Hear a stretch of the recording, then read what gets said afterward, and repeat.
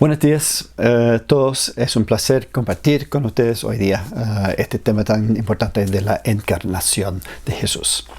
Entonces, para comenzar, quiero preguntar, ¿por qué nos debe importar la doctrina de la encarnación? ¿Por qué Dios llegó a ser humano? ¿Cuál sería tu respuesta?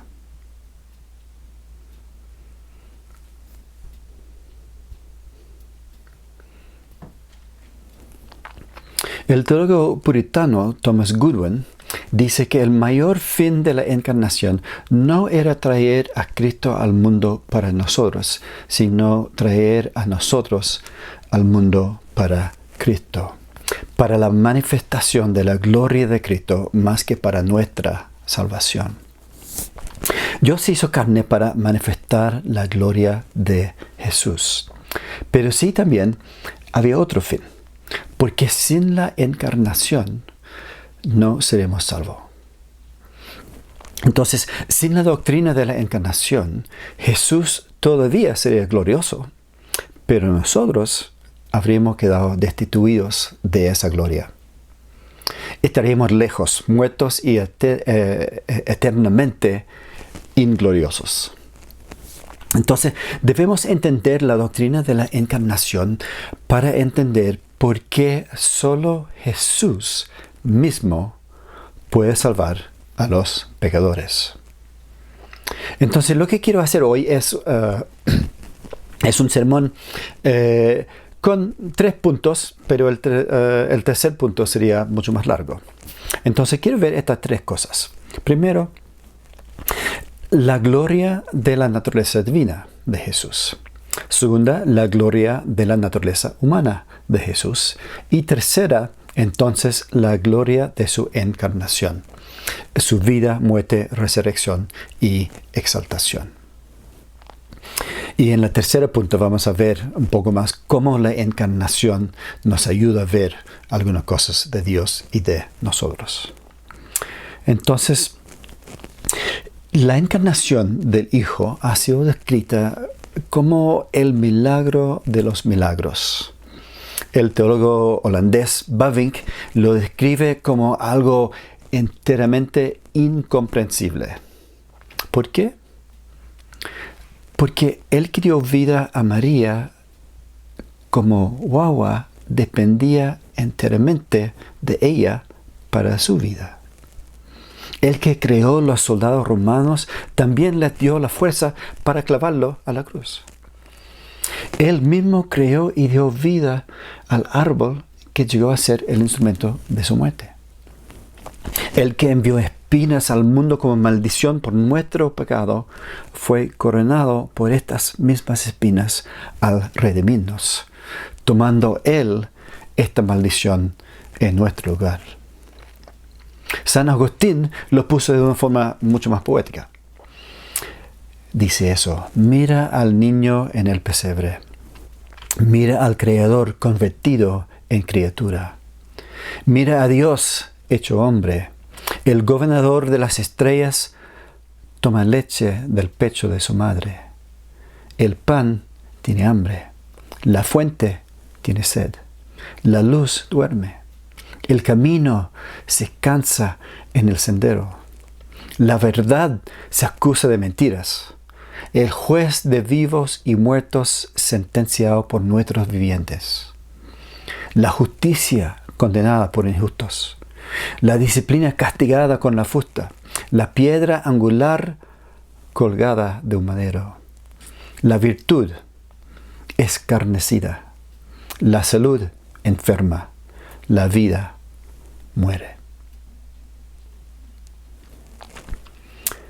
La encarnación es una doctrina maravillosa, pero a la vez paradójica. Pero es una doctrina de suma importancia. Y lo que recién confesamos en el credo de Calcedonia muestra la lucha de poner en palabras la complejidad de la paradoja.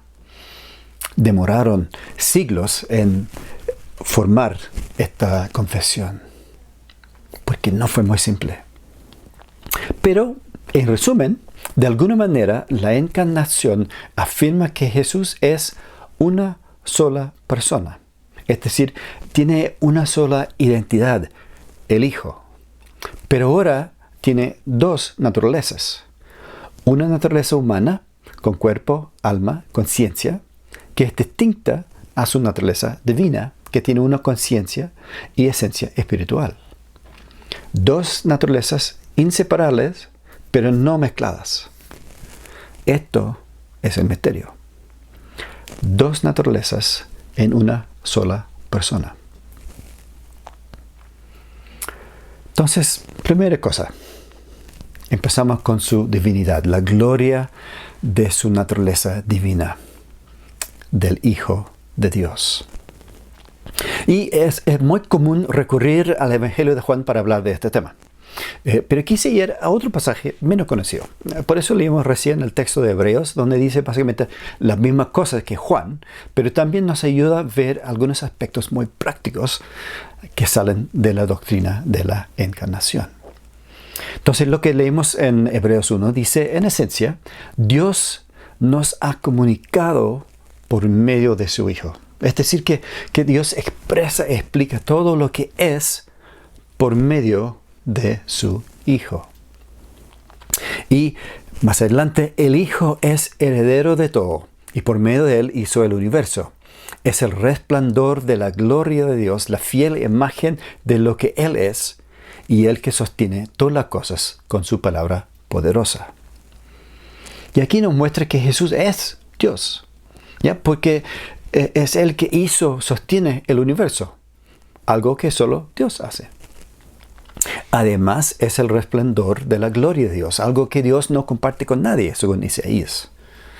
Pero es también la fiel imagen de Dios. Entonces, es otra persona, es distinto a Dios. Es el Hijo del Padre. Y juntos el Padre y el Hijo son eternos, porque son Dios. Versículo 8 que no leímos. Con respecto al Hijo dice, tu trono, oh Dios, permanece por los siglos de los siglos. Y tal como leemos en el apóstol Juan, versículo 1:14, hemos contemplado su gloria, la gloria que corresponde al Hijo unigénito del Padre, lleno de gracia y de verdad. A Dios nadie lo ha visto nunca. El Hijo unigénito, que es Dios y que vive en unión íntima con el Padre, nos lo ha dado a conocer. Revele el Padre a nosotros. Eso es la gloria de Jesús, el Hijo de Dios. Explica a Dios porque es Dios. Entonces, ¿qué tal con su naturaleza humana? El Hijo tomó carne y hueso. Eso vemos en la lectura de Hebreos. El Hijo se hizo carne. Todo lo que nos hace humano, aparte del pecado, Jesús tiene. 2:9 dice, Jesús fue hecho un poco inferior a los ángeles y compartió la naturaleza humana. Y eso fue Hebreos. Filipenses 2:7, Pablo dice más o menos la misma cosa. Al llegar a ser carne, Jesús se despojó a sí mismo, tomando forma de ser siervo, como hecho semejante a los hombres. Es importante destacar que lo que no quiere decir es que se despojó a su divinidad para ser hombre. James Packer dice que se despojó a la externa expresión de su gloria y dignidad divina, pero mantuvo toda su esencia divina. Es un poco como una camioneta que estaba en el barro. Está cubierto en barro, pero si lo limpias, abajo ves toda la gloria de la camioneta. Entonces no se despojó de su divinidad, sino tomó en su ser o agregó, se vistió su persona con la naturaleza humana. Versículo 14 de Hebreos 2 dice, ya que los seres humanos son de carne y hueso, Él también compartió esa naturaleza humana. En todo se asemejara a sus hermanos. Entonces, en la encarnación, el Padre envió el Hijo y el Espíritu Santo tejía las dos naturalezas en una persona. Yeshua, hijo de María y José, el Hijo del Hombre, el Hijo de Dios. Entonces, cuando Jesús tenía que aprender a hablar y caminar y obedecer, y cuando tenía que preguntar a su padre, ¿qué es un cincel? ¿Para qué sirve? Era su naturaleza humana que tenía que aprender estas cosas. Y cuando Jesús dijo que no sabía la fecha de su segunda venida, era porque este dato no fue revelado a su naturaleza humana por el Padre. Pero cuando Jesús resucitó a Lázaro y caminó sobre el mar y dio ojos nuevos al ciego, eso era su naturaleza divina que lo hizo. Era y es tanto Dios como hombre. Pero eso lanza la pregunta, ¿por qué? ¿Por qué tiene que ser tanto Dios como hombre? Bueno, el pastor Mac Jones comenta, si en todas las cosas Jesús fuera solo un hombre, estaría infinitamente distante del Padre, tal como estamos nosotros. De la misma manera, si en todas las cosas Jesús fuera solo Dios, estaría infinitamente distante de nosotros. Pero siendo el mediador, Él es el puente que cubre la brecha entre el Dios infinito y el hombre finito. Todo lo que pertenece a Dios, Jesús posee. Todo lo que hace que una persona sea verdaderamente humana, Jesús posee. Entonces, podemos decir que el milagro de la encarnación es que Jesús ahora tiene estas dos naturalezas y las tendrá para siempre en la eternidad. Entonces ahora vemos la gloria de su encarnación. ¿Qué tiene que ver con nosotros? ¿Por qué nos importa su vida, muerte, resurrección y exaltación? Otra pregunta. ¿Sabes por qué Jesús tenía que llegar a ser enteramente humano? ¿Cómo responderías a la pregunta?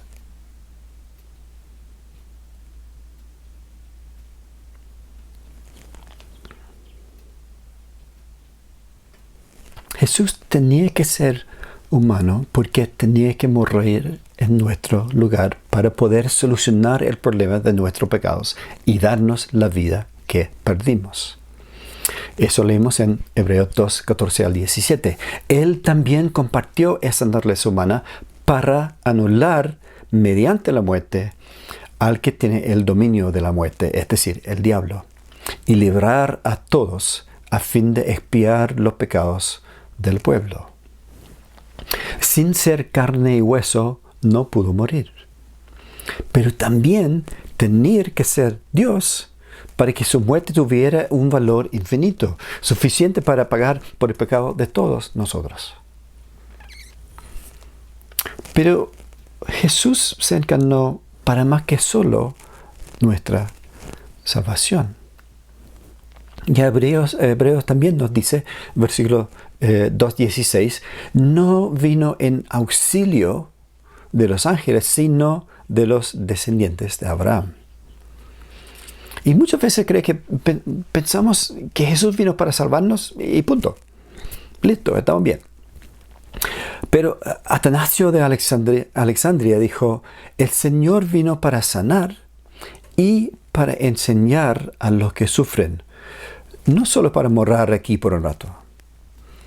Jesús aprendió cómo es ser un hombre, una persona de carne y hueso con todo lo que implica eso. Adquirió más que 30 años de experiencia del tema. Entonces es un experto que nos puede ayudar a vivir entre nuestra salvación y glorificación. Entonces, quiero pensar ahora en 3 maneras en que la encarnación de Jesús nos ayuda. Y Tal como con la estructura general, la tercera tiene más puntos. Entonces la primera es que la encarnación nos ayuda a entender el amor de Dios para con nosotros. Y segunda, la encarnación nos ayuda a volver a la presencia de Dios. Y tercera, la encarnación nos ayuda a ser la imagen perfecta de Dios que Adán perdió. Entonces, primero, la encarnación nos ayuda a entender el amor de Dios para con nosotros. Dios envió a Jesús porque nos ama.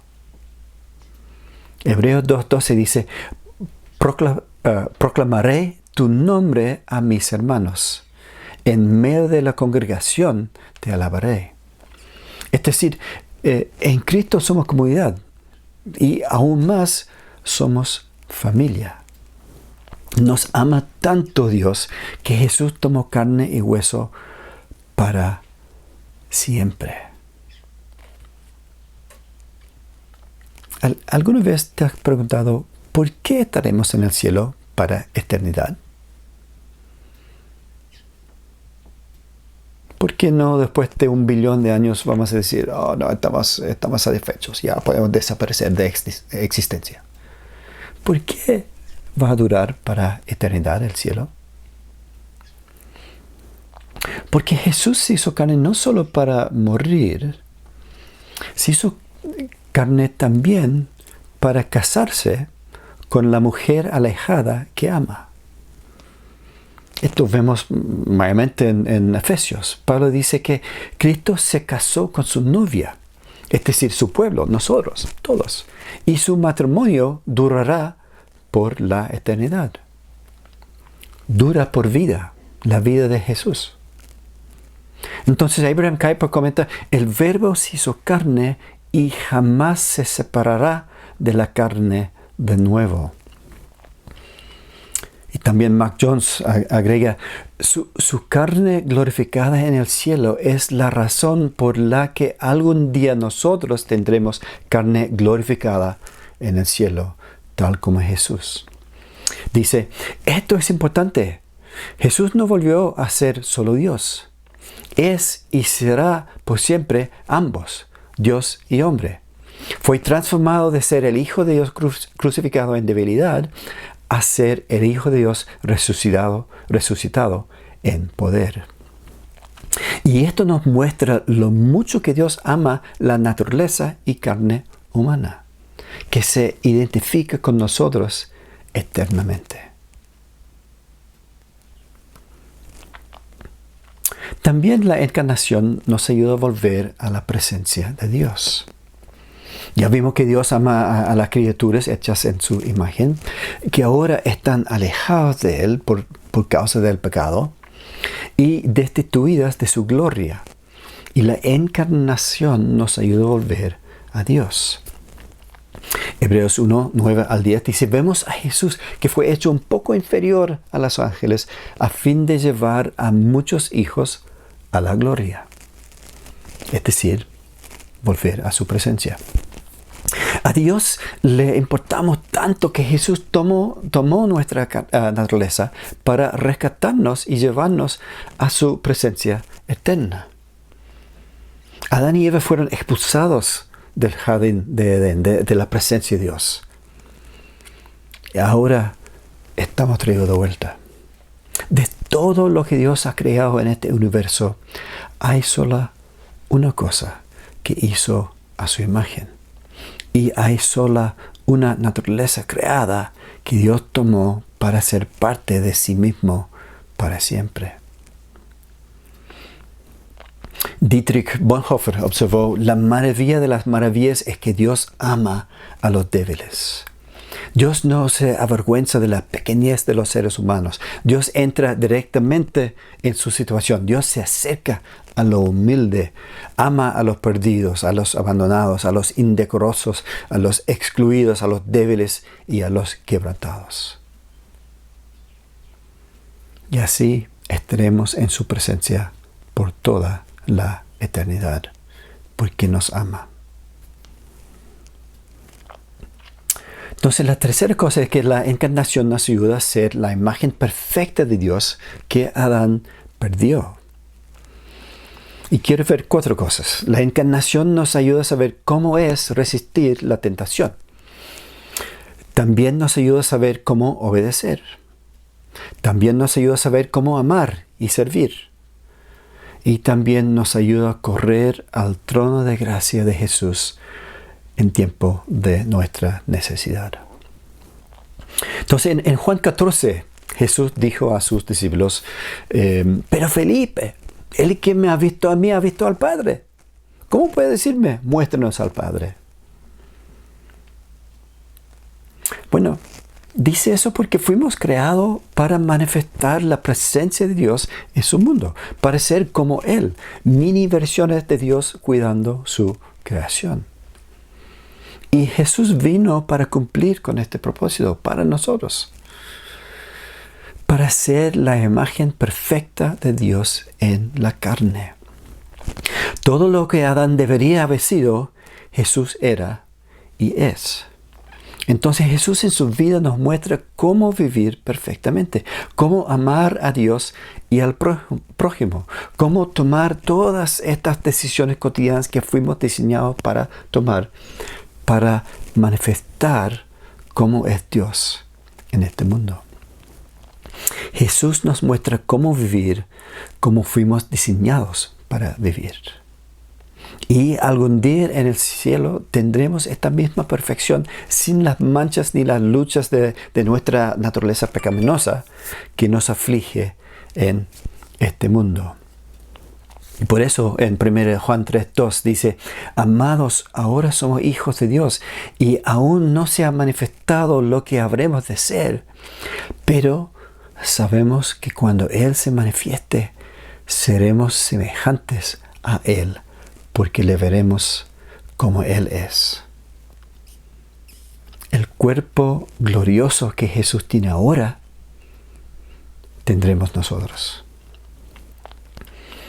Y aquí estamos acercándonos al 18, tiqui, grande fiesta en comunidad. Piensen en el mejor 18 que has vivido. Bueno, el cielo sería mejor.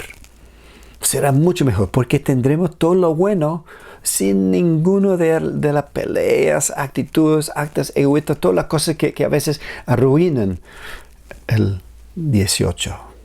Estas cosas egoístas. Nada va a manchar el gozo y comunión porque seremos semejantes a Cristo. Entera y perfectamente humano, sin ninguna de las fallas que nos aflige ahora. Pero mientras tanto, la encarnación nos ayuda a saber cómo es resistir la tentación. La tentación de ser más que lo que somos. Adán quiso ser más que un ser humano. No estaba satisfecho con solo ser la imagen de Dios. Quiso algo más. Pero Jesús sabe cómo es ser Dios y también ser un poco inferior a los ángeles. Entiende aún más que Adán cómo es ser débil, finito, dependiente, restringido, limitado. Sabe cómo es estar contento con sus limitaciones humanas y no querer ser más de lo que es por naturaleza. Por eso leemos Filipenses 2:6-8. No consideró al ser igual a Dios como algo que aferrarse. Por el contrario, se rebajó voluntariamente y al manifestarse como hombre, se humilló a sí mismo. Jesús sabe cómo es estar enteramente dependiente de Dios. Y como ninguna otra persona entiende que no solo de pan vive el hombre, sino de todo lo que sale de la boca del Señor. Sabe cómo resistir la tentación de tomar atajos a la gloria, cómo confiar en los planes y soberanía de Dios, aunque le duele, aunque le cueste. Sabe cómo confiar en Dios, que es mayor que un ser humano. Y al bajarse a nuestro nivel, nos levantó a lo suyo. Pero también sabe cómo resistir la tentación de ser menos que lo que somos. El que creó el ángel que llegaría a ser el diablo, se hizo carne para poder ser tentado por el diablo mismo.